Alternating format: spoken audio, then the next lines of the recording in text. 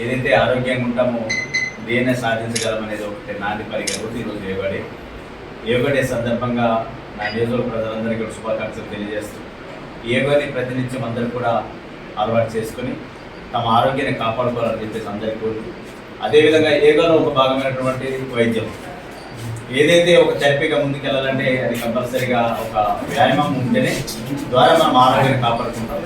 ఏదైనా సన్నగిలినప్పుడు దానిని కాపాడుకునే బాధ్యత మరి హాస్పిటల్కి బాధ్యత ఉంటుంది. కాబట్టి ఈరోజు చాలా సంతోషం ఇస్తా ఉంది.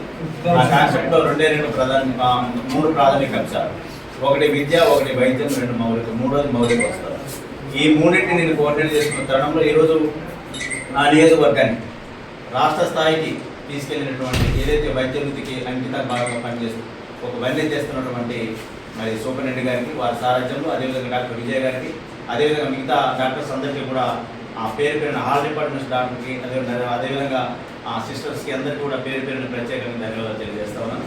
ఏదైతే రిక్వైర్మెంట్ హాస్పిటల్లో ఉందనేది తెలిసిన వెంటనే, మీరు చెప్పిన వెంటనే రెండో రోజు లేదా మూడో రోజు లేదా మొదటి రోజు 3 రోజుల లోపటే మనకి హాస్పిటల్లో ఏదైతే కొత్త సిబ్బంది ఉందో మనం పూర్తి చేయగలిగాం. మీరందరూ కూడా చాలా ఆనందంతో పనిచేస్తూ ఉన్నారు. గతంలో ఇక్కడ నుండి కొత్తగూడెం కానీ, భద్రాచలం కానీ, అదేవిధంగా ఖమ్మం కానీ వెళ్తూ ఉండే, ఏదైతే మన డెలివరీ కేసెస్ వెళ్తూ ఉండే. వాస్తవం చాలా ఇబ్బంది పడింది. ఎందుకంటే నేను కూడా గత 10 ఏళ్లలో సుమారు 13 నుండి 14 పేషెంట్లు నా కార్లో తీసుకెళ్ళాను. ఎందుకంటే ఏదైనా డెలివరీ పేషెంట్లు నేనే తీసుకెళ్ళాను, ఫార్మర్స్ తీసుకెళ్ళాను. అలాగే భద్రాచలం